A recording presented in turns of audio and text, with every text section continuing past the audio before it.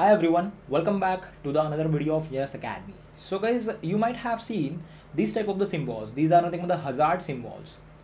So this symbols depicts that the liquid which is there, it is the highly flammable liquid, and on the other side the liquid which is there, that is highly combustible liquid.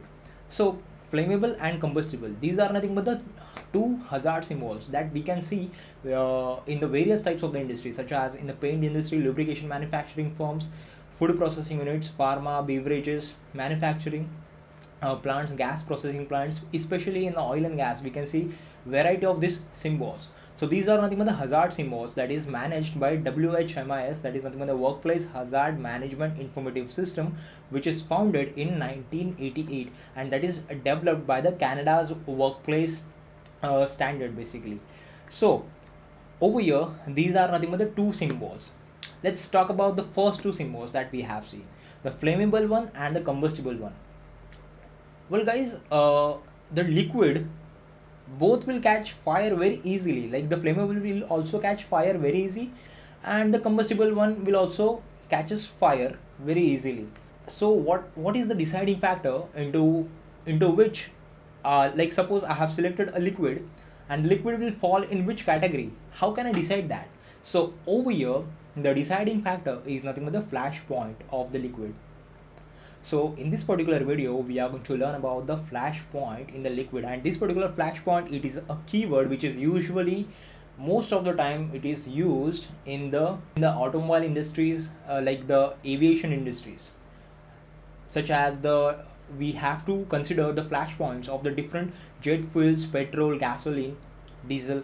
So all of this, like the having the these are nothing but the different fuels, but these all are having the different flash points. So according to the flash point, we can categorize a fuel whether it is flammable or the combustible one. So guys, if you are new over here on my educational channel, Engineers Academy, kindly consider subscribing, because ultimately your subscription really motivates me to make more of such educational videos. So let's begin and let's learn about the flash point.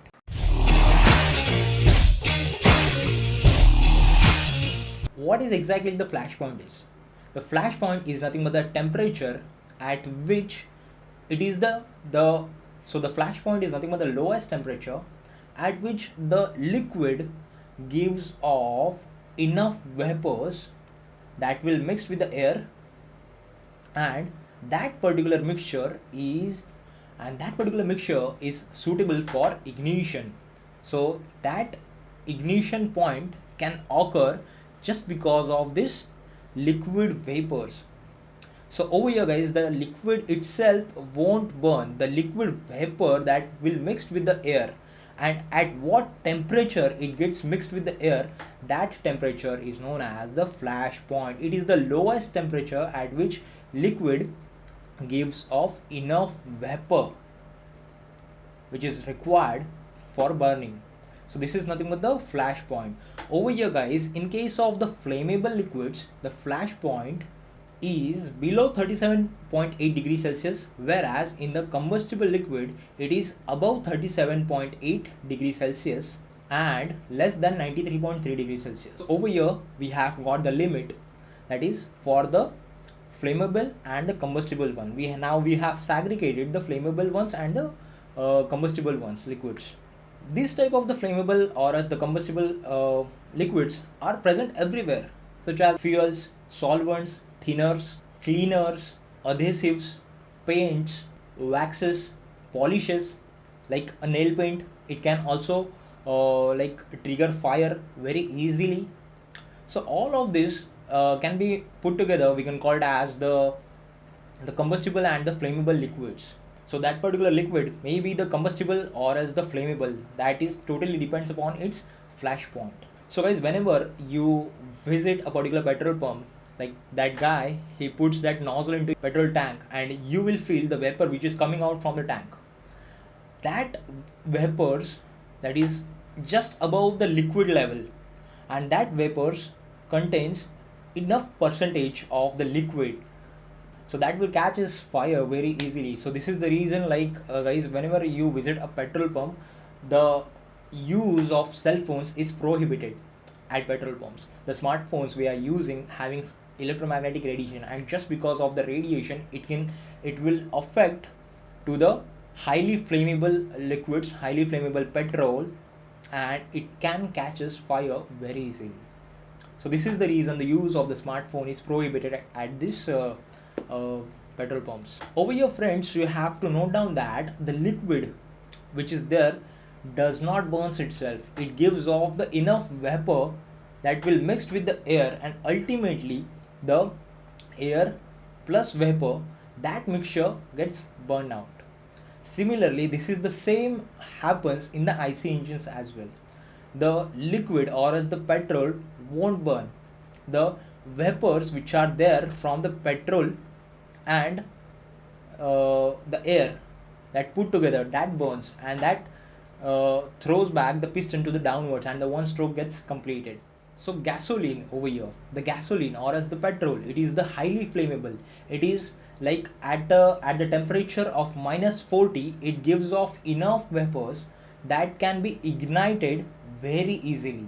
So this is the reason at the cold atmospheres, during in the cold regions, we can go for the petrol. The diesel engine won't start, like, so that's why the petrol cars are used in the cold temperatures, cold atmospheres.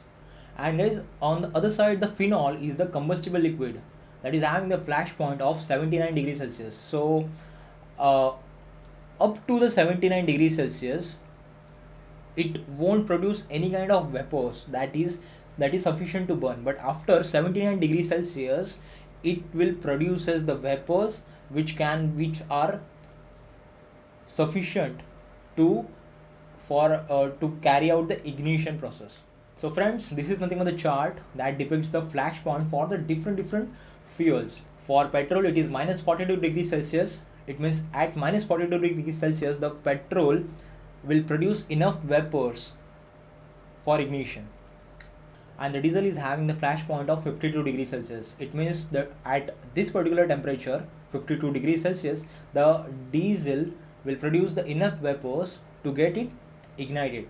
So guys, over here the flash points are nothing but the deciding factor whether that liquid it is highly flammable or else highly combustible. It will be like as a fine line dividing both these two type of the liquids over here. So over here one question is coming in my mind. So that is nothing but the how much amount of the vapor the liquid should generate in the air to carry to and to start the ignition. Means how much amount of the vapor it should produce. What is nothing but the concentration of the vapor into air that liquid should produce to start the ignition. So that is nothing but the explosive limit. This explosive limit is nothing but the highest and lowest concentrations of vapor into air that will burn and explode. So the liquid is having this different lower limit and upper limits. The lower limit, that is the lower flammable limit or is the lower explosive limit, for having it is there for a liquid, it is specified for a liquid.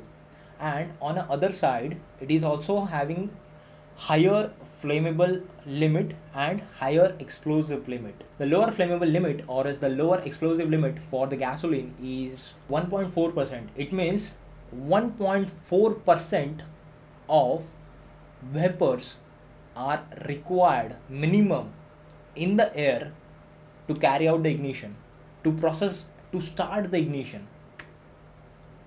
On the other hand, it is having the upper flammable limit that is of 7.6%. It means to start the ignition, the gasoline should produce vapors into air that is from 1.4% to 7.6%. So this is nothing but the concentration of gasoline vapor into air. In between this range, the ignition process will occur. But guys, what if the vapor's concentration is just below 1.4? Suppose it is 1.2. Then in this case, it will also ignite. But the mixture is too lean to burn over here. And suppose the concentration of the vapor is more than 7.4%, then the mixture is very much higher. The concentration is very much on the higher side. So over here the mixture will become too rich to burn. So over here these are nothing but the limits. These are the flammable limits, and over here the flash point acts as a guide. So guys, my point is that what is nothing but the auto ignition temperature. So this particular auto ignition temperature, it is also used in the, like, it is also related to the flash point, but it is a temperature at which the our fuel ignites automatically. Like, there is no ignition source which is required over here, so that's why it is known as the auto ignition temperature, the temperature at which the fuel ignites itself without any external source or else ignition media such as a spark or a flame. The most commonly used flammable and the combustible liquids, they having the auto ignition temperature range around 300 to 550 degrees Celsius. So it is on a higher side. So at that particular higher elevated temperatures, the liquid will catches fire without a spark or without a flame. Some of the liquids, they having a very low auto ignition temperature, that is nothing but the ethyl ether, that is having the auto ignition temperature at 160 degrees Celsius. So at 160 degrees Celsius it will catches fire automatically. So in some of the scenarios, this ethyl ether that is heated in a pipeline, and the temperature is maintained above the 160 degrees Celsius, so the auto ignition will occur. So it is used in a different solvents and evaporating ovens. Whereas the main important point over here between this flammable and combustible liquids, this is nothing but the flammable liquids can catches fire at the normal room temperature as well, but in the case of the combustible liquid we have to add some heat to the liquid and then it will catch. We have to elevate the temperature of the liquid and then it will catches fire. So this is the reason the petrol is termed as a flammable one, and whereas the diesel is termed under the combustible one. This flammable and the combustible liquids can be a serious hazard, can be a very serious problem, because whenever the property of the fluid is the fluidity, like a small spillage can cause a fire and it can damage the property, will make a more hazard will there, it will make a more trouble, it will make a big hazard over here. Also some of the materials like wood, cloth and paper can absorb all of these flammable liquids, and they can also catch fire very easily. So even after the spill which is there on the floor, even after the cleaning that particular spill, there is a small percentage of the liquid which is remains off on the floor, and that particular small liquid gives off the enough vapors, and that vapors will ultimately produce the fire and causes a hazard. So that's why we have to take care while handling all of this flammable and hazardous liquids. So this is the reason this flammable and hazardous like liquids, they having those different markings as we have seen in the beginning of this particular video. So friends, over here in this video we have learned about the flash point. We have seen the difference between this flammable and combustible liquid. We have also learned about the limits or the concentration of the vapor into air. So guys, all of these points, I hope you understood the concept of the flash point. If you having any doubts, any queries, please leave a comment, and guys, please do follow me on social networks on Facebook, Instagram, and guys, please support my educational YouTube channel. Thank you so much guys for watching this educational video. Please hit like.